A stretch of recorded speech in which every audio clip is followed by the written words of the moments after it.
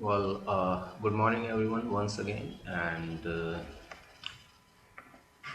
In the last class, we have discussed the public goods case and the general model as well as the partial model of public goods. And we have seen what is the difference between the public goods and private goods. Today we'll proceed with the next topic, which is the important one, is something called externalities.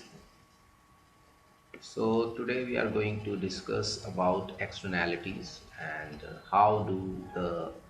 what is the meaning of externality and how does they create market inefficiency. This is what the subject matter of this topic.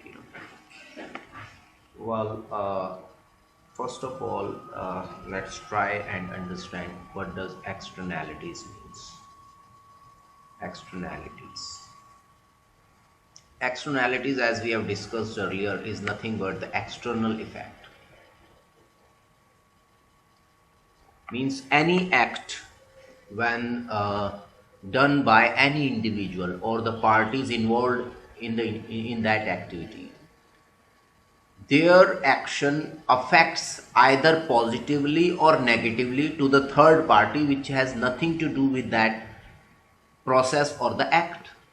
And that is what the externalities means, that you have been doing something and that your action is affecting the other party, and the other party is passively over there, and that party either receives benefits or the cost on it. मतलब externality का मतलब हो गया कि एक तरीके से हिंदी में कहेंगे बाहरी प्रभाव, कि काम किसी और ने किया, उसका फायदा या नुकसान किसी और को भी मिल रहा है। जो पार्टी इन्वॉल्व है उनको तो हो ही रहा है, बेनिफिट भी या लॉस भी या कॉस्ट भी उन पर तो आ ही रही है, बट जो इन्वॉल्व नहीं है उन पर भी आ रही है। That is the point. तो उसको बोलते हैं एक्सटर्नैलिटीज। तो जैसा हमने पहले भी डिस्कस किया अपनी क्लास में, पीछे क्लास में हमने डिस्कस किया था, तो एक्सटर्नैलिटी दो तरह की हो सकती है। पॉजिटिव भी हो सकती है एक्सटर्नैलिटीज, और एक्सटर्नैलिटीज नेगेटिव भी हो सकती है एक्सटर्नैलिटीज। तो अब जो हमें इसमें डिस्कशन करना है वो, या आज जो टॉपिक हम डिस्कस करने वाले हैं वो टॉपिक ये है कि जो ये एक्सटर्नैलिटीज़ हैं आइदर पॉजिटिव और नेगेटिव, ये एक्सटर्नैलिटीज़ क्यों होती हैं। सबसे पहली बात, इन एक्सटर्नैलिटीज़ का नेचर क्या होता है। दूसरी बात, ये एक्सटर्नैलिटीज़ को हम रिमूव कैसे कर सकते हैं, या इनसे क्या इनएफिशिएंसीज अराइज होती है और किस फॉर्म में इनएफिशिएंसीज अराइज होती है। This would be the subject matter of externalities. Well, the first thing is that externalities are going to make market inefficient. एक तरीके से मार्केट को इनएफिशिएंट बनाती हैं externalities. Either it is a positive externality or it is a negative externality, in both the cases. अब अगर positive externality होती है,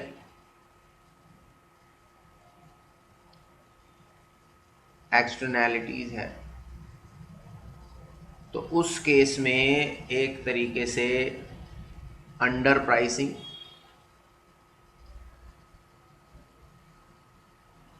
एंड ओवर प्रोडक्शन हो रहा होता है। और अगर नेगेटिव एक्सटर्नैलिटी है तो उस केस में over pricing and under production हो रहा है।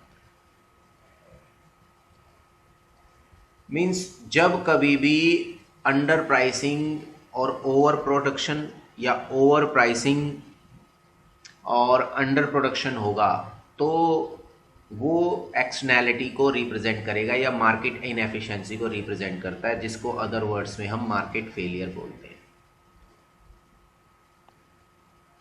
अब इसके दो रीजंस हो सकते हैं। सबसे पहला है when when goods, or you can say the commodities are available for free. जब फ्री में अवेलेबल होगी, that means there is no price, in that case the people will the individuals will use resources inefficiently. Why inefficiently? Because they are not supposed to pay any price. उसका दूसरा reason है, जो price होता है किसी भी commodity का, price जो होता है वो उसकी स्केर्सिटी को रिप्रेजेंट करता है कि that thing is scarce and you are suppose to use it very amicably, very in taking all cares. This is what it means, that you are supposed to use things taking all cares. अगर किसी चीज का price ज्यादा है, जो चीज जितनी महंगी है, इसका मतलब वो उतना वैल्यूएबल है. वैल्यूएबल कब आती है? जब उसकी स्केर्सिटी बढ़ती है, यानी कि वो उसकी प्राइस से हम उसकी स्केर्सिटी को, उसकी वैल्यूएशन को रिप्रेजेंट करते हैं रिसोर्स की. तो जब कोई किसी भी रिसोर्स का अगर किसी को कोई प्राइस पे नहीं करना है तो वो उसको इनएफिशिएंटली यूज करता है, जिसके कारण क्या होता है? मार्केट फेलियर अराइज होता है, फेलियर या एक्सटर्नैलिटीज होती है. ठीक है. दूसरा चीज जो है, जो एक्सटर्नैलिटीज को जन्म देती हैं, और there is another thing which causes the externality is something called property rights.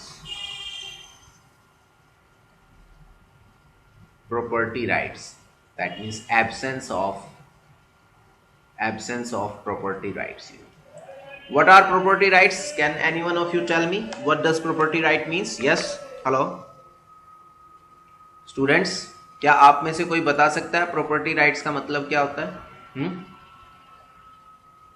Sir property right है कि कोई भी अपने पास पैसा, जमीन, ये सब रख सकता है. अच्छा, कोई और बता सकता है? क्या कोई और स्टूडेंट कुछ बता सकता है इस बारे में? हेलो, चलिए, अगर कोई स्टूडेंट नहीं बता रहा तो अब ध्यान से सुनिए. Well, property rights means the ownership right. Suppose I bought a pen from a market. That means pen is my property now, and I have the right to use that pen in a way which will satisfy me. Without harming others. That is what the property right means. That if somebody wants to use the pen which is being bought by me, then that individual is supposed to take permission from me. Otherwise, he will not be able to use that. Is that okay? Hello? Students? Yes, sir. Did you get it? So that means the property rights means the ownership rights. If there is some asset who nobody owns that asset, now in that case what will happen? Everybody is free to use that, isn't it? Hello? अगर suppose करो किसी asset का कोई मालिक ही नहीं है, मान लो park पड़ा है, कोई जमीन खाली पड़ी है, उसका कोई ओनर नहीं है, तो people will use them by their own whims and fancies. Yes और नो? हेलो? Yes sir. ठीक है ना, वो अपने मन माने ढंग से उसको यूज करेंगे. तो आप लोगों ने एक कंसेप्ट पढ़ा था, tragedy of Commons. Tragedy of Commons ये एक कंसेप्ट है. ट्रेजेडी ऑफ कॉमन्स का मतलब क्या है?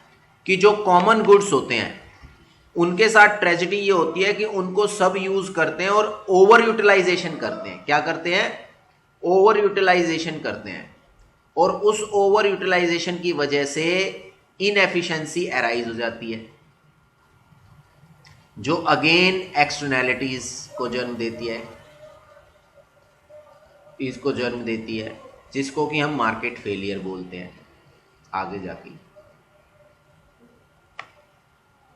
कैसे, सपोज करो कि मान लीजिए अब आप लोगों ने ट्रेन में सफर किया, आप लोगों ने, हेलो, यस सर। ठीक है। अब ट्रेन में सफर करने वाले लोग जो है, जो पब्लिक गुड्स हैं, जहां पर प्लेटफॉर्म होते हैं या जो सोसाइटी ने पार्क बना रखे हैं, वहां लोग गंद फैला देते हैं, वहां साफ सफाई नहीं करते, उन रिसोर्सेज को एमिकेबली यूज नहीं करते। क्यों? क्योंकि everybody has a right to use them, isn't it? Hello, क्योंकि सबको यस अधिकार है उसको यूज करने का, इसीलिए तो वहां पर कोई भी उसकी केयर नहीं कर रहा है, क्योंकि वो सोचता है वो करेगा, वो सोचता है वो करेगा, क्योंकि नोबडी इज केयरिंग। सब उसको यूज, उसको सब करना चाह रहे हैं, पर उसकी केयर कोई नहीं करना चाह रहा है। तो ये ट्रेजेडी ऑफ कॉमन्स है। इसमें आपने एक एग्जाम्पल भी पढ़ा होगा कि सपोज करो कोई गांव है, उसके पास एक लैंड है, कोई विलेज है, उसके पास एक लैंड है जहाँ पर ग्रीनरी है, ग्रास है, घास फूस है वहाँ पर। तो सब अपने पशु वहाँ पर लेकर जाते हैं चराने के लिए, कि भाई ये गाय भैंस जो भी होती है, पशु ले जाते हैं चराने के लिए। तो उसके कारण क्या होता है, because nobody is the owner of that land, so everybody is utilizing land freely, और हर आदमी उसको फ्रीली यूज कर रहा है, तो ओवर ग्रेजिंग हो जाती है, यानी कि हर आदमी ज्यादा घास खिलाता है अपने पशुओं को, ज्यादा से ज्यादा घास खिलाता है, तो बाकी सबके लिए कम रह जाती है। अल्टीमेटली एक टाइम पे क्या होगा कि घास वहां पर बचेगी ही नहीं, क्योंकि घास के कंजम्पशन का और रिप्रोडक्शन का टाइम भी तो होता है ना कुछ, तो वो टाइम उग जाएगा, मतलब ओवर हो जाएगा, जिसकी वजह से क्या होगा कि शॉर्टेज हो जाएगी और आगे फिर प्रॉब्लम आएगी जो कैटल्स होंगे वहां पर, उन सबको। तो sometimes the absence of property rights also leads to the externalities, और you can say the market failure indirectly. Is that okay? Hello, yes sir. कोई डाउट है, कोई सवाल पूछना है इससे रिलेटेड किसी ने? Yes, no sir. किसी ने कोई क्वेश्चन पूछना है भाई? Student, let me add some pages first.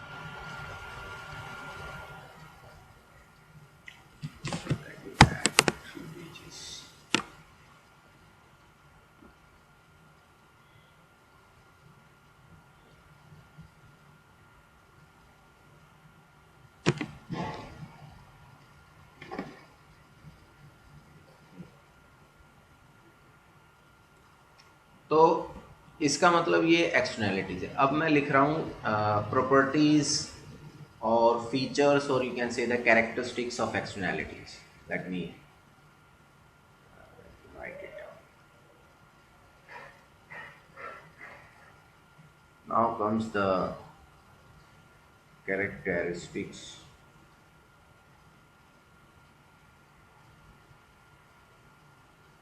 Of externalities. Well, वैसे तो मोर और लेस हम डिस्कस कर चुके हैं, पर फिर भी एक बार फॉर्मली मैं लिख देता हूँ characteristics of externalities. The first one is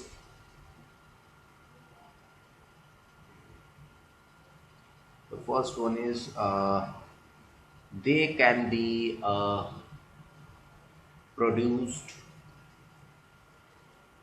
produced by consumers as well as firms। जो एक्सटर्नैलिटीज हैं वो प्रोड्यूसर्स भी उनके यानी कि फर्म्स भी उसको प्रोड्यूस कर सकती है और कंज्यूमर्स भी कर सकते हैं। जैसे सपोज करो, मान लीजिए एक कंपनी है, उसमें वो सिगरेट प्रोड्यूस कर रही है, तो कंपनी ने सिगरेट प्रोड्यूस की है तो उसमें कोई एक्सटर्नैलिटी नहीं है, पर जो कंज्यूमर उस सिगरेट को कंज्यूम करेगा वो नेगेटिव एक्सटर्नैलिटीज जनरेट करेगा। कैसे? जब वो स्मोकिंग करेगा पब्लिक प्लेस में तो वो पैसिव स्मोकर्स क्रिएट करेगा। यस और नो? Hello, yes sir. ठीक है। तो ये एक्सटर्नैलिटी जनरेट हुई कंजम्पशन के कारण, यानी कि कंज्यूमर ने क्रिएट की। प्रोड्यूसर्स भी कर सकती हैं, फर्म्स भी कर सकती हैं। कैसे? कि फर्म्स जब प्रोडक्शन करेंगी तो उनसे कुछ ना कुछ पोल्यूशन होगा प्रोडक्शन प्रोसेस में, और जो पोल्यूशन होगा वो पोल्यूशन क्या करेगा आगे जाके, वो पूरी सोसाइटी को नेगेटिवली अफेक्ट करेगा। क्यों? क्योंकि वो एनवायरनमेंट को डैमेज कर रहा है। Is that okay? Hello, is that okay? Yes sir. ठीक है, तो ये मतलब है they can be produced by consumers as well as firms. ये प्रोड्यूसर भी कंज्यूम कर सकता है और फर्म्स भी कंज्यूम कर सकती है। Is that okay? The second point is we have already discussed. No, the second point is externalities are reciprocal in nature. Externalities are reciprocal in nature. Well, reciprocal in nature का मतलब यह है कि अगर कोई पोल्यूटर है, अगर कोई पोल्यूटर है, एक पोल्यूटर है तो दूसरा उसका अफेक्ट होगा, यानी कि वो दूसरे पे अफेक्ट होगा, दूसरे का एक्शन हो सकता है पहले को अफेक्ट करता हो। जैसे मान लीजिए रिवर है, अब रिवर में क्या हो सकता है कि जो कंपनीज हैं, जो फर्म्स हैं, वो भी अपना गार्बेज डंप कर सकती हैं या फ्रेश वाटर डंप कर सकती हैं, जिसके कारण हो सकता है कि वो खुद ही फ्रेश वाटर डंप कर रही हैं। फ्रेश वाटर में मान लीजिए वो अपने केमिकल्स और जो भी पोल्यूटेंट है वो डंप कर रही हैं, जिसके कारण क्या होता है कि उस और उसी कंपनी को फ्रेश वाटर की भी ज़रूरत होती हो प्रोडक्शन के लिए, तो वो उसके लिए तो उस कंपनी के लिए रेसिप्रोसिटी होगी ना, कि वो जो काम कर रहा है वो उसी पे उलट के आ रहा है। Is that okay? Hello hello sir ये फिर से बताना। भाई, मान लीजिए रेसिप्रोकल होती है नेचर में एक्सटर्नैलिटीज़। मान लीजिए एक तरीके से अगर हम ये कहें कि भाई एक कंपनी है, वो एक फर्म है, वो अब प्रोड्यूस करती है, केमिकल फैक्ट्री है सपोज कर लो। अब केमिकल फैक्ट्री है तो केमिकल प्रोड्यूस कर रही है वो, और केमिकल प्रोड्यूस कर रही है तो जो वेस्ट केमिकल होते हैं, जो उसका पोल्यूटिंग वेस्ट होता है, वो उसको डंप कर देती है रिवर में, नदी में डालती है। ठीक है, और उस केमिकल फैक्ट्री को फ्रेश वाटर चाहिए होता है, किसके लिए? प्रोडक्शन के लिए, केमिकल्स के फर्दर प्रोडक्शन के लिए। यस और नो? अब वो फ्रेश वाटर उसको यस सर। मिलेगा नहीं, वो महंगा पड़ेगा उसको, तो ये रेसिप्रोसिटी होगी ना। दूसरी तरफ से ऐसा हो सकता है कि भाई कि जो कोई इंडिविजुअल है वो फिशिंग करता है वहाँ पर, तो फिशिंग के लिए फ्रेश वाटर चाहिए, नहीं तो मछलियाँ मर जाती हैं उसमें डैमेज के कारण। तो इस तरह से इसकी रेसिप्रोसिटी होती है कि वो फिशिंग जो करते हैं वो भी वेस्ट कर सकते हैं, वो उसमें वेस्ट डिस्पोजल डाल सकते हैं। बात समझ में आ रही है? तो दोनों ही पॉइंट ऑफ व्यू से रेसिप्रोसिटी नज़र आ रही है, यानी कि इसमें जो आप एक्शन लोगे उसका रेसिप्रोकल एक्शन आपके ऊपर आएगा ही आएगा। Is that okay? उसकी कॉस्ट डायरेक्टली और इनडायरेक्टली आपके ऊपर आएगी ही आएगी जो आप एक्शन कर रहे हैं। Is that okay? Yes sir. ठीक है, नेक्स्ट है एक तरीके से एक्सटर्नैलिटीज कैन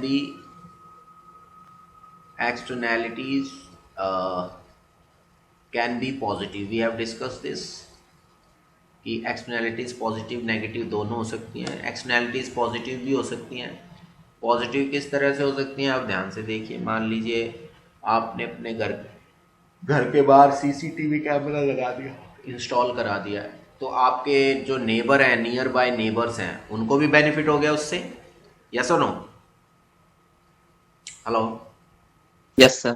ठीक है, कि मान लीजिए कल को उनके घर के आगे भी अगर कोई इलीगल एक्टिविटी करता है, थेफ्ट या किसी और चीज़ की कोशिश करता है, तो that can be captured in that same camera, isn't it?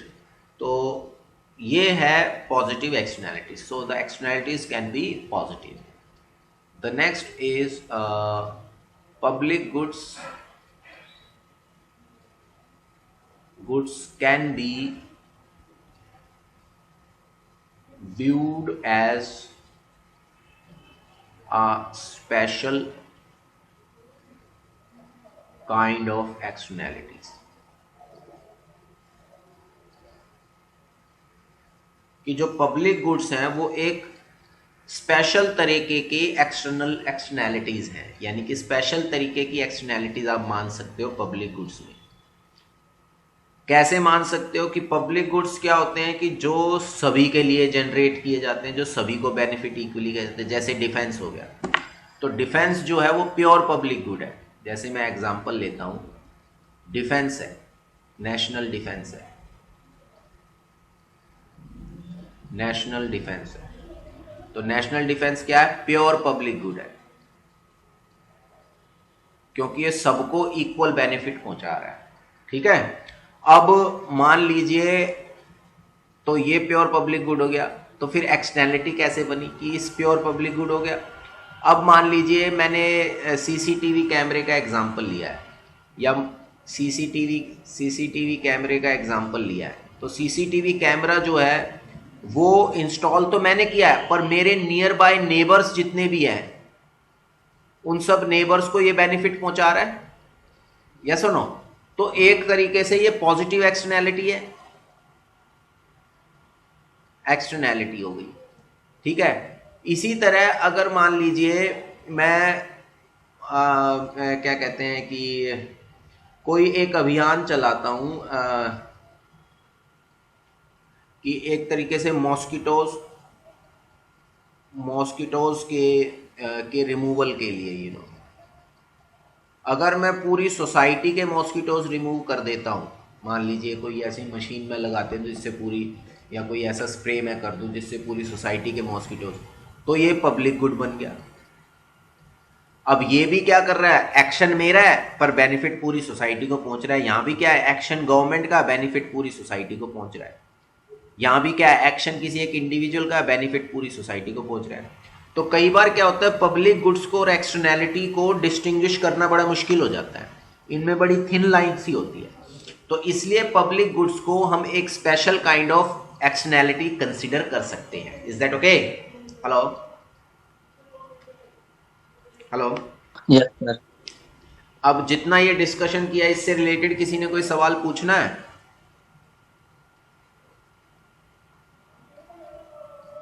Students, क्या मेरी आवाज आ रही है आप सभी को? यस सर, आ रही है। अरे भाई, किसी ने मेरे से कोई सवाल पूछना है?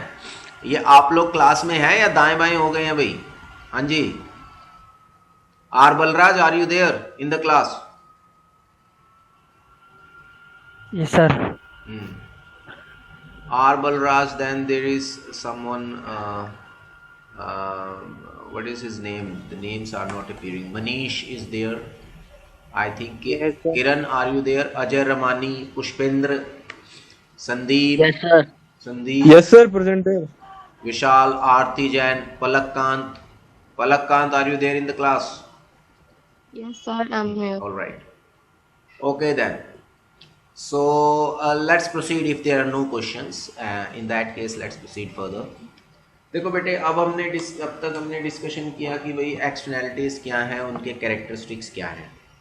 अब हम एक एग्जाम्पल की हेल्प से ग्राफिकली देखेंगे कि एक्सटर्नैलिटीज का क्या इफेक्ट होता है और वो सोसाइटी को कैसे अफेक्ट करती है और उसको कैसे रिमूव किया जा सकता है, या उसके इम्प्लीकेशंस क्या क्या आते हैं।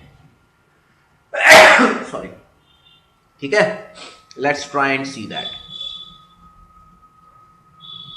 हम एक एग्जांपल ले रहे हैं, मैं एक एग्जांपल ले रहा हूं, फिर उसको ग्राफिकली बताऊंगा। एक एग्जांपल है, सपोज ये एक स्ट्रीम है, वाटर स्ट्रीम है। वाटर स्ट्रीम मीन्स एक नदी टाइप है। Let me use the blue color for this.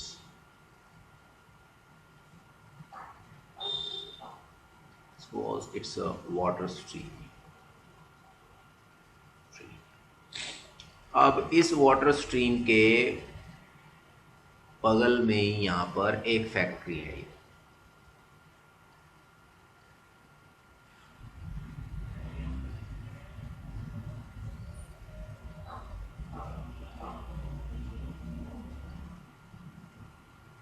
ये एक फैक्ट्री है, फर्म।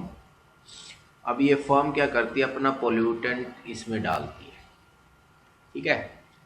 और ये जो फैक्ट्री है, आपकी रीडिंग्स के हिसाब से मैं एग्जांपल दे रहा हूँ। रीडिंग में जो फैक्ट्री ओनर है उसका नाम बार्ट है, बार्ट, पर मैं ब्रैट लिख रहा हूँ। ये Bart is difficult to pronounce, so brat, I will pronounce it as a brat. There is an individual named Brad and he owns this firm or the factory which dumps garbage, or you can say the pollutants into this stream, you know. And let's have another individual, something called someone called Lisa. As per your readings, there is Lisa which catches fishes, you know. Lisa catches fishes from this stream. Now the question is, now what happens is, अब brat जो ये pollution कर रहा है, इस water pollution होने से जो क्वांटिटी ऑफ फिश जो है रिवर में वो कम हो जाती है। तो जो क्वांटिटी ऑफ फिश कम होती है तो लीजा के सर्वाइवल पर क्वेश्चन मार्क उठ रहा है, क्योंकि लीजा सर्वाइव कर रही है फिश कैच करके। Is that okay? Hello, Lisa Yes, क्या sir. करती है? फिशिंग कर रही है। तो अब सवाल ये है कि ये यहाँ पर पोल्यूटर हो गया, यानी कि ब्रैट क्या हो गया, एक तरीके से पोल्यूटर जो पोल्यूट कर रहा है, और लीजा के ऊपर कॉस्ट आ रही है। तो अब हमें देखना है कि इज देयर एनी मैकेनिज्म। पहले तो हम देखेंगे how the cost is being imposed on the Lisa and what is the effect of that imposed cost on the output, ठीक है। पहले तो उसको हम लोग देखेंगे graphically, then we will try to figure it out, is there any way out which helps in removing these externalities. अब ये एक्सटर्नैलिटीज होगी ना, यहां पर ये क्या होगी, नेगेटिव एक्सटर्नैलिटीज।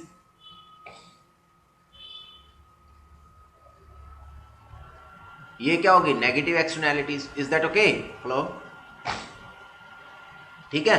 Yes, sir. अब इसको हम ग्राफिकली देखेंगे कि भाई किस तरह से ये एक्सटर्नैलिटीज है और इसमें हम क्या कर सकते हैं आगे, ठीक है। पहले तो इस सिचुएशन को ग्राफिकली रिप्रेजेंट करते हैं।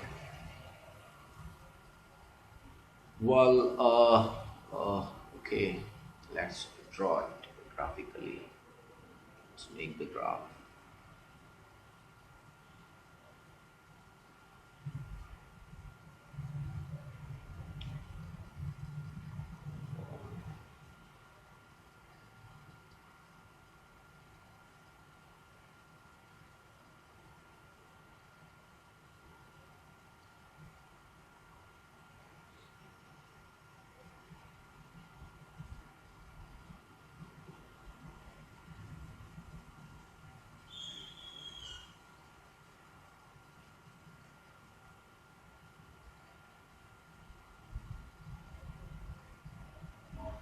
Well, on this side you can say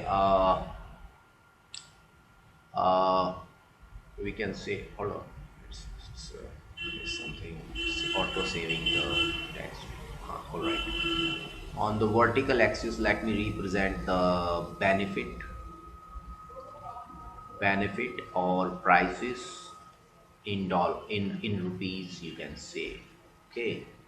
And on the horizontal axis, let me write the quantity of commodity produced which the brat is producing, and let me draw the curve. DD is the demand curve, or indirectly you can say it's a marginal benefit curve to the brat, you know. It's a marginal benefit curve to the brat, you know. How much benefit the brat is being receiving after production, you know. ये marginal benefit curve है brat को, कि brat को कितना benefit मिल रहा है। Let me make it somewhat thicker so that will be clearly visible to all of you. Okay. Okay. So it's a marginal benefit curve.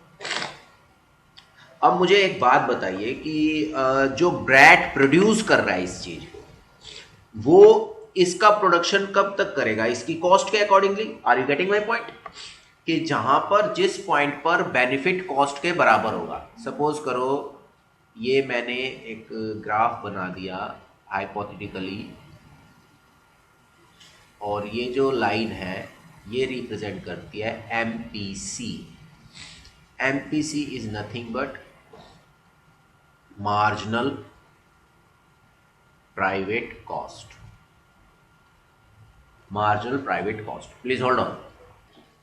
Well, this is MPC, marginal private cost, and now let's proceed. मान लीजिए ये marginal private cost है. That means जो cost, जो payment brat करता है commodity X को produce करने के लिए, यानी कोई भी producer होता है तो goods और services को प्रोड्यूस करने के लिए कुछ ना कुछ कॉस्ट इनकर करता है ना, तो जो वो कॉस्ट इनकर कर रहा है वो मार्जिनल प्राइवेट कॉस्ट है. तो इसका मतलब ये हो गया कि जो ब्रैट है, ब्रैट यहां तक प्रोड्यूस करेगा जहां पर उसकी मार्जिनल कॉस्ट मार्जिनल बेनिफिट के बराबर है.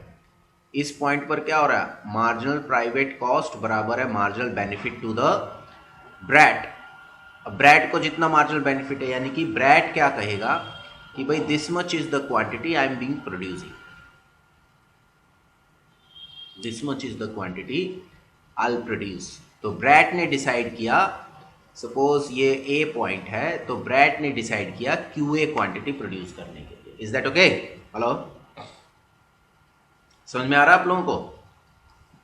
Hello, yes sir. ठीक है. Yes, sir. अब सवाल ये है कि जब ब्रैट ये प्रोडक्शन कर रहा है क्यूए क्वांटिटी, तो जैसे जैसे ब्रैट प्रोड्यूस कर रहा है, तो अगर आप इस फिगर को देखो यहाँ पर ऊपर, तो ब्रैट अगर प्रोडक्शन बढ़ाएगा यहाँ इस फैक्ट्री में, तो जो पोल्यूशन है वो ज़्यादा बढ़ेगा यहाँ पर, यस और नो?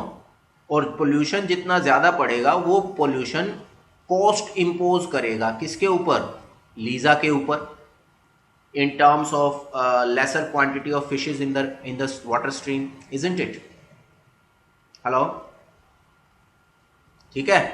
तो अब जैसे जैसे ये आउटपुट बढ़ेगा, जैसे जैसे आउटपुट बढ़ाएगा, तो मार्जिनल डैमेज जो है वो बढ़ता चला जाएगा. लेट अस अज्यूम जो मार्जिनल डैमेज है, लीजा को जो मार्जिनल डैमेज हो रहा है वो ये मार्जिनल डैमेज है जो लीजा इज फेसिंग. सपोज करो this is the marginal damage curve, something called MD, marginal damage to Lisa. कि लीजा को ये मार्जिनल डैमेज हो रहा है. अब मार्जिनल डैमेज होने का मतलब क्या है, कि इसका मतलब क्या है कि जब एक तरीके से समझने के लिए जैसे जैसे आउटपुट बढ़ रहा है, तो marginal damage which is being faced और borne by the Lisa is being rising, you know, ये बढ़ता जा रहा है. जैसे जैसे ये मार्जिनल डैमेज, जैसे जैसे आउटपुट प्रोड्यूस जो है वो बढ़ता जा रहा है, उसी तरह से मार्जिनल डैमेज भी बढ़ता जा रहा है. अब अगर हम सोशल पॉइंट ऑफ व्यू से देखें, और इस मार्जिनल डैमेज जो इम्पोज हो रहा है लीजा के ऊपर, इस मार्जिनल डैमेज की कॉस्ट एक तरीके से पूरी सोसाइटी पर जा रही है. अब सवाल ये है कि अगर एक्चुअल, अब देखो, अब इसमें क्या हो रहा है कि जो ब्रैट है, ब्रैट कह रहा है भाई मैं इतना प्रोड्यूस करूंगा, क्योंकि ब्रैट सिर्फ अपनी प्राइवेट कॉस्ट को कंसीडर कर रहा है, प्रोडक्शन डिसीजन के लिए इतना प्रोड्यूस करूंगा, इस प्राइस पर सेल करूंगा. ब्रैट ये प्राइस रख रहा है उसका, सपोज करो P0 या PA. बट अगर सोशल पॉइंट ऑफ व्यू से देखें, which is what is good for society, कि सोसाइटी में कितना प्रोडक्शन होना चाहिए, अगर सोशल पॉइंट ऑफ व्यू से देखें तो आउटपुट कैसे आएगा, जो कॉस्ट ऑन सोसाइटी होगी वो कैसे आएगी? कॉस्ट ऑन सोसाइटी या कॉस्ट टू सोसाइटी क्या होगी? Marginal private cost plus marginal damage. Are you ready? Are you getting my point? जिसको हम बोलेंगे मार्जिनल सोशल कॉस्ट, ये दोनों मिलकर क्या बनेगी? Marginal social cost. Marginal social cost, क्योंकि पूरी सोसाइटी पे क्या कॉस्ट पड़ रही है? एक तो जो प्राइवेट कॉस्ट जो ब्रैट इनकर्ड कर रहा है प्रोडक्शन के लिए, दूसरा वो कॉस्ट जो मार्जिनल डैमेज के रूप में लीजा के ऊपर हो रही है। तो ओवरऑल कॉस्ट ऑफ प्रोडक्शन क्या होगी इन दोनों को मिलाकर? तो ये जो प्राइसिंग की गई है पीए, इसका मतलब जो ये प्राइस डिटरमाइन किया ब्रैट ने पीए, तो उस टाइम पर ब्रैट ने सिर्फ प्राइवेट कॉस्ट को कंसीडर किया है, मार्जिनल डैमेज या सोशल कॉस्ट को कंसीडर नहीं किया है। Is that okay? Hello hello hello, yes sir. ठीक है, Yes, sir. ठीक है। अब मार्जिनल सोशल कॉस्ट का क्या होगा? Marginal private cost plus marginal damage, यानी कि इनका वर्टिकल समेशन। तो अगर इनका हम वर्टिकल समेशन करते हैं, let me use the blue colour for that. अगर हम इनका वर्टिकल समेशन करते हैं तो this would go something like this. ये डायग्राम कुछ इस तरह से चला जाएगा। This is marginal social cost, this is marginal social cost, something called marginal social cost। इसको हम मार्जिनल सोशल कॉस्ट कहेंगे। क्यों? और ये जो वर्टिकल डिस्टेंस ये है, ये यानी कि एक तरीके से MSC minus MPC is nothing but MD। तो इसका मतलब जो वर्टिकल डिस्टेंस है वो इस वाले डिस्टेंस को रिप्रेजेंट कर रहा है। अभी हम इसको डिस्कस कर लेंगे आगे, ठीक है। अब सोसाइटी के पॉइंट ऑफ व्यू से इक्विलिब्रियम यहां होना चाहिए डी पॉइंट पर, और आउटपुट कितना प्रोड्यूस होना चाहिए? QB। Social point of view से QB। और प्राइस क्या होना चाहिए?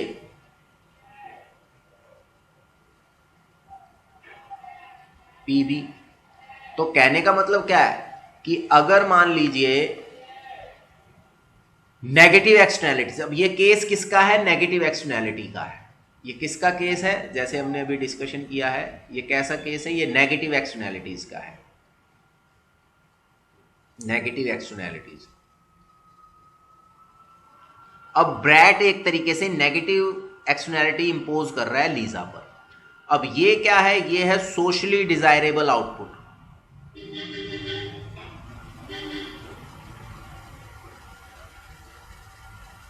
कि as per the efficiency is concerned, the brat should produce this much output because this is a socially desirable output which is not harming others negatively or adversely as much, कि जो ज्यादा harm नहीं कर रहा है। तो socially desirable output ये है, बट ब्रैट प्रोड्यूस कर रहा है ये QA quantity. QA quantity brat produce कर रहा है QA quantity. Let me right it clearly.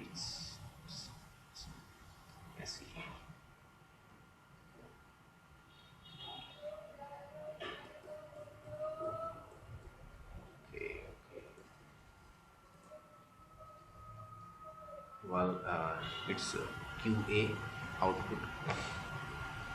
तो ये तो है actual output,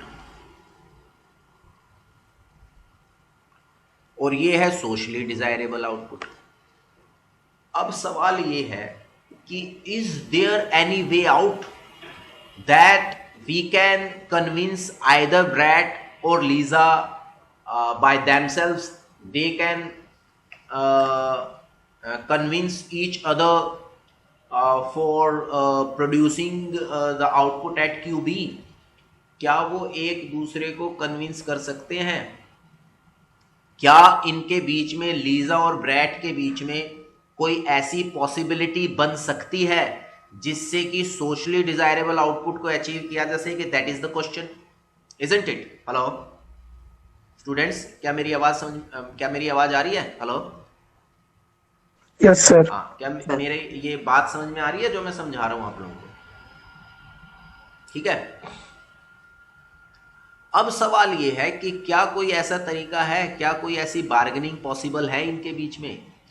the answer is yes, the bargaining is possible. तो अब हम देखेंगे कि क्या बार्गेनिंग पॉसिबल है। अब मैंने ये सारा लिख दिया है, बना दिया। मैं इस फिगर को मैं फिर से बना रहा हूँ एक बार दोबारा से, just to show you how the bargaining is possible and what is the possibility of bargaining over there, ठीक है, and why there is a possibility, ठीक है। Hello, let me draw this figure once again and then we'll see.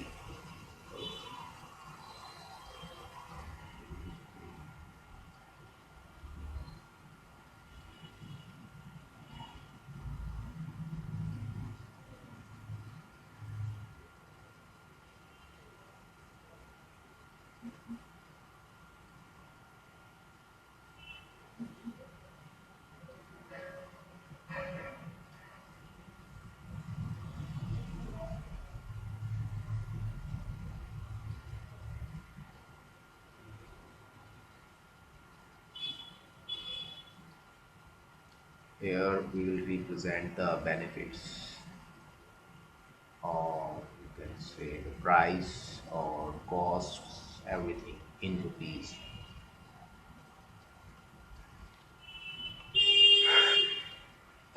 Sorry. This is the output, and this is the marginal benefit curve to the BRAT. This is MB curve. Benefit curve to the BRAT. This is marginal private cost to the BRAT, and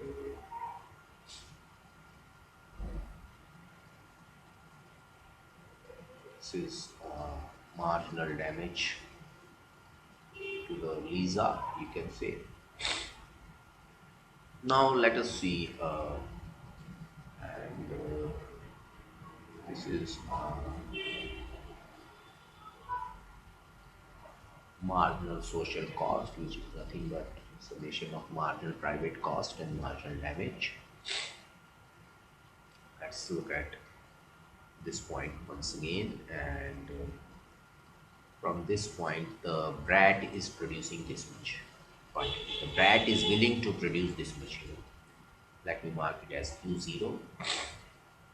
But society requires, as per the socially efficient or desirable output is concerned, the output BRAT should produce this much. Let me mark it as Q star, and अब BRAT इतना produce कर रहा है, पर society के point of view से इतना produce होना चाहिए। अब सवाल है ब्रैट इतना प्रोड्यूस क्यों कर रहा है इस पॉइंट पर? क्योंकि इस पॉइंट तक देखो, जो ब्रैट यहाँ से इसके बाद प्रोड्यूस क्यों नहीं कर रहा है, कि देखो यहाँ से यहाँ तक जो है, अगर आप ध्यान से देखोगे तो marginal benefit to the Brat from this point till this point, marginal benefit to the BRAT is greater than marginal cost to the BRAT. Yes or no? Hello students, क्या मेरी बात समझ में आ रही है कि जो इस पॉइंट तक है, जिसको मैंने नाम दिया है E0, E0 पॉइंट तक जो मार्जिनल बेनिफिट है ब्रैट को, वो ज्यादा मिल रहा है किससे? मार्जिनल कॉस्ट से, कि जो ब्रैट को कॉस्ट पड़ रही है। तो ये इस ट्राइंगल, ये जो पूरा ट्राइंगल है, ये पूरा का पूरा क्या है? गेन्स या प्रॉफिट टू द ब्रैट है। यस और नो? ये पूरा का पूरा बड़ा ट्राइंगल जो है, ये क्या है? प्रॉफिट टू द ब्रैट है। Is that okay? Hello, yes sir. ठीक है।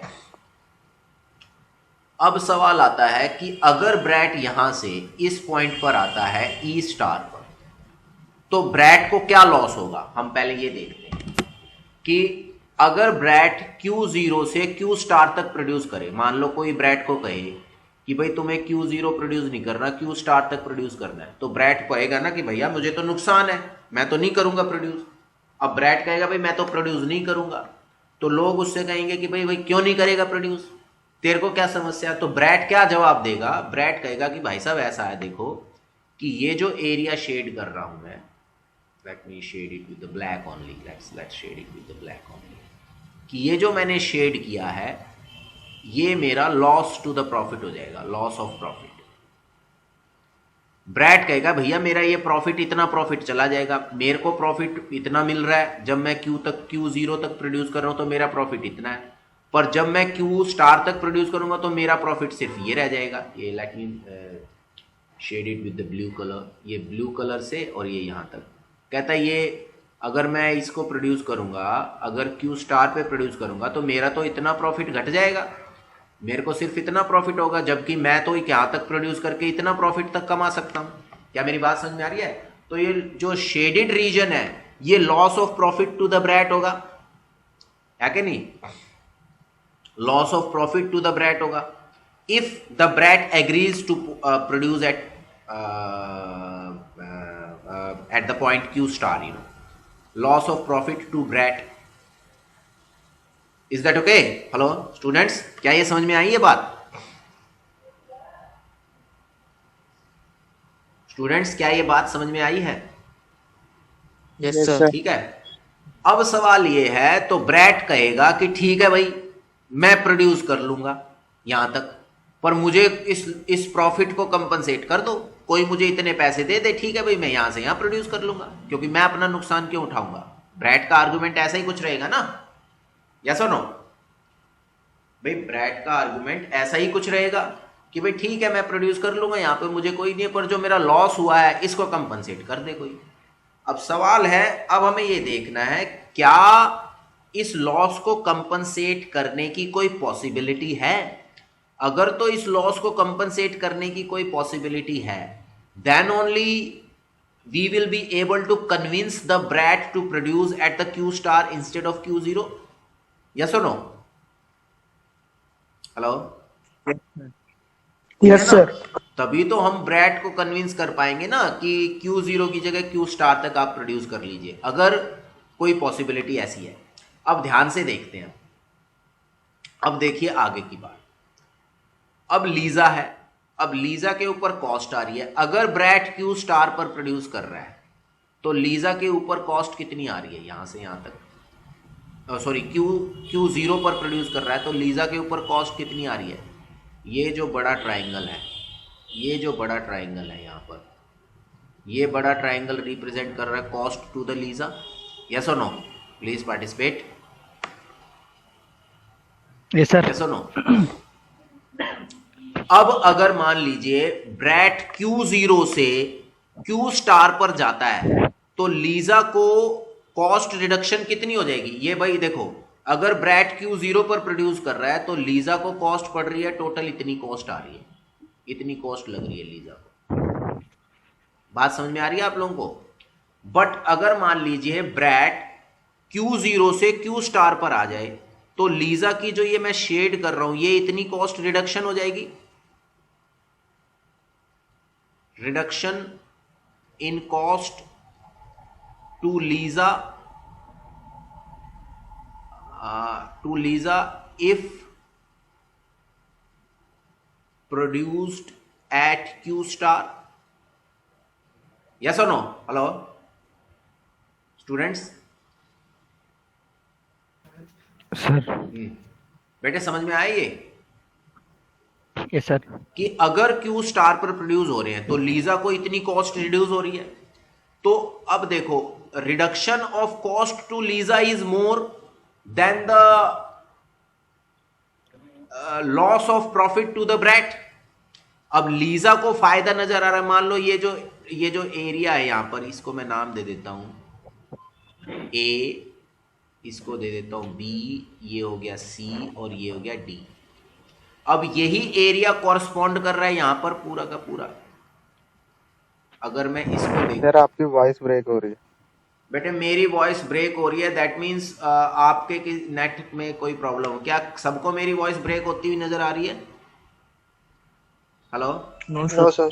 है ना। तो बेटे आपके एंड पे कोई प्रॉब्लम होगी, ये मेरे एंड पे कोई प्रॉब्लम नहीं है, क्योंकि मेरा नेट का कनेक्शन देखो ये पूरे के पूरे आ रहे हैं यहाँ पर ना, सिग्नल्स के जो ये जो बार्स होती हैं, टावर्स होते हैं, सब नज़र आ रहे हैं। ठीक है, तो आप चेक कर लीजिए। हाँ, तो मैं क्या बता रहा था कि जो ये एरिया है, this area is nothing but this area which I am going shade with this blue colour. ये जो ट्रेपेजियम मैंने ये बनाया यहाँ पर, ये और ये बॉक्स और ये बॉक्स जो है ABCD बॉक्स, और E स्टार H और ये J लिख देता हूँ J। तो एरिया E star H E0 J is equal to area ABCD। Is that okay? ये दोनों सेम चीज है। क्या मेरी बात समझ में आ रही है? हेलो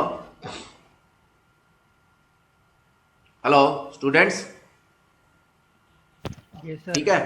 तो अगर हम इसको ध्यान से देखें तो पॉसिबिलिटी है बार्गेन की, दोनों आपस में ट्रेड ऑफ कर सकते हैं, बार्गेन कर सकते हैं। वो क्यों कर सकते हैं? क्योंकि लीजा को यहां पर सपोज करो ये जो बॉक्स है, ये पूरा बॉक्स है, ये बॉक्स है सपोज करो 100 रुपीज कि लीजा को 100 रुपीज कॉस्ट कम हो जाएगी। और यहां ब्रैट का जो प्रॉफिट है, देखो ये triangle is smaller than this box, entire box, yes और नो? जो loss of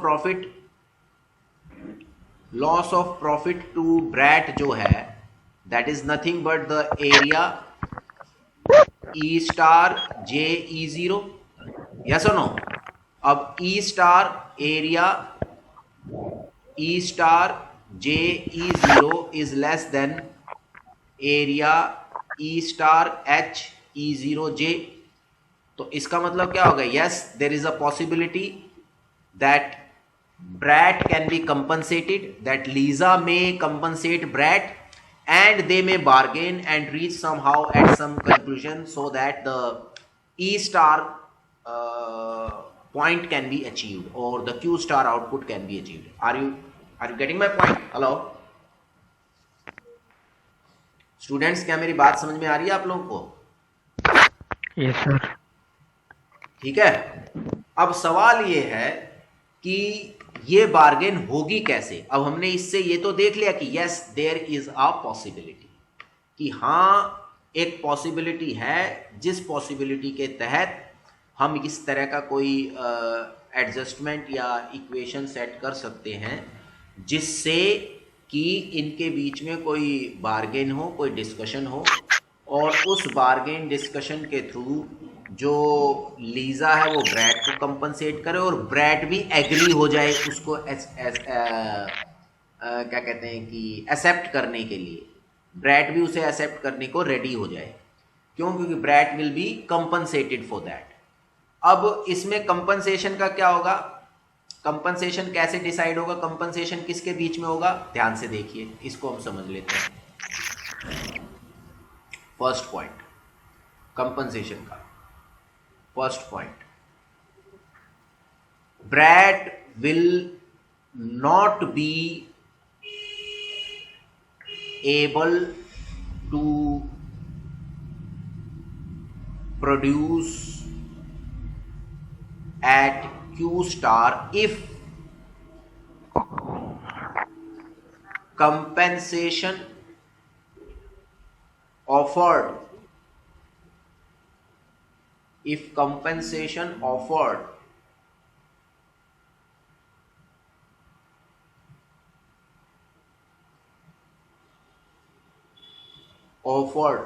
to Brat is less than area E star J E0। अगर ये जो एरिया E स्टार E0 से कम कंपनसेशन अगर ब्रैट को ऑफर किया जाएगा तो ब्रैट कहेगा भैया मुझे चाहिए ही नहीं, मैं तो E0 पर ही प्रोड्यूस करूंगा। एम आई राइट और not? Please tell me.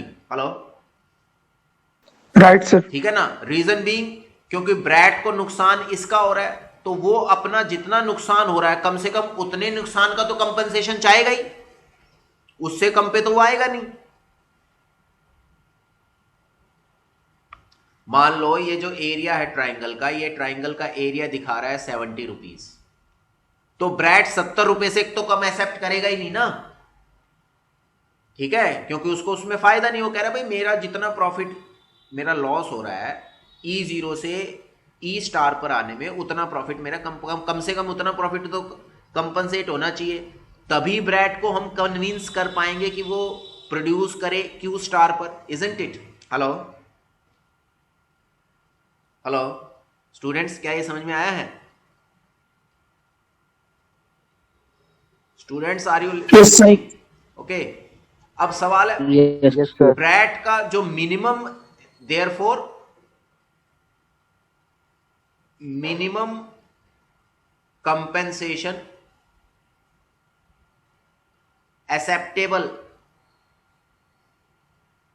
to BRAT is area E*J E0. Is that okay? Hello, कि जो मिनिमम कंपनसेशन है वो इतना होगा, इससे कम कंपनसेशन ब्रैट को क्या होगा, मंजूर नहीं होगा। Hold on.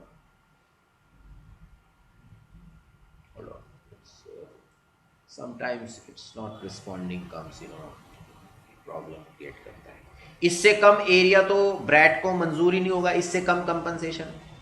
तो दूसरा क्या है, अब लीजा क्या होगा कि maximum compensation Lisa may offer is area ABCD which is equals to area E*H E0J. Is that okay? Hello, Lisa इससे ज्यादा नहीं पे करेगी, लीजा कहेगी मैक्सिमम टू मैक्सिमम मैं इतना पे करूंगी जितना ये डैमेज हो रहा है, यस और नो? तो इसका मतलब क्या होगा, एक्चुअल कंपनसेशन जो होगा, जो एक्चुअल कंपनसेशन जो होगा, जिस पर वो एग्री कर जाएंगे एक दूसरे से, वो होगा लेस देन और equals to area E*H E0J which is equals to area ABCD and greater than or equals to area E*J E0. Yes और नो? हेलो, मेरी बात समझ में आ रही है आप लोगों को? Hello students, yes sir. क्या ये समझ में आया आप लोगों को यस सर। कि जो कंपनसेशन, जो एक्चुअल कंपनसेशन जिस पर वो एग्री कर सकते हैं, जहां पर कि ठीक है लीजा कहेगी भाई तुम ऐसा कर लो और ब्रैड कहेगा हाँ ठीक है भाई मैं रेडी हूं ऐसा करने को, हालांकि क्यों होगा कैसे होगा वो अभी हम आगे देखेंगे, बट फिलहाल के पॉइंट ऑफ व्यू के लिए हम देख रहे हैं कि अगर ऐसी कोई पॉसिबिलिटी है भी तो वो पॉसिबिलिटी सिर्फ ये बनती है, यस और नो?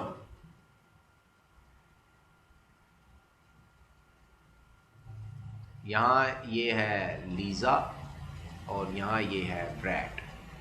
तो ब्रैड ने कहा कि मैं कम से कम इतना लूंगा, इससे ज्यादा हो तो मुझे खुशी होगी। लीजा कहेगी मैं ज्यादा से ज्यादा इतना दूंगी, इससे कम हो तो मुझे खुशी होगी। Is that okay? तो this is how the possibility is there and this shows that yes there is some possibility that that socially desirable output can be produced, कि हाँ ये पॉसिबिलिटी बनती है जिससे कि सोशली डिजायरेबल आउटपुट प्रोड्यूस किया जा सकता है। Is that okay? Hello sir. हाँ बोलिए, कौन बोल रहे हैं? Balraj sir. Balraj, you want to ask something? No sir. Balraj, do you want to ask anything? No sir. Yes. कोई और कोई सवाल पूछना चाहता है? हेलो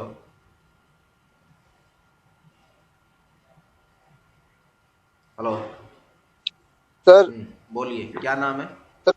शिवम है सर। क्वेश्चन इससे रिलेटेड तो नहीं है, हाँ बोलो। पर मेरे को एक चीज पूछनी थी कि जो रीडिंग्स है वो दिल्ली स्कूल ऑफ इकोनॉमिक्स में आ गई है, मतलब उसकी मीटिंग हो गई है या फिर अभी भाई नहीं? मीटिंग अभी हुई नहीं है, कुछ आया नहीं है वहाँ से।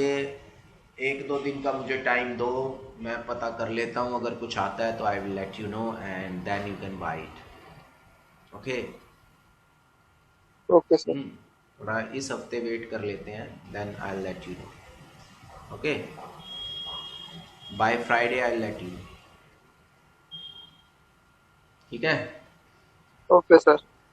क्या ये समझ में आया आप लोगों को?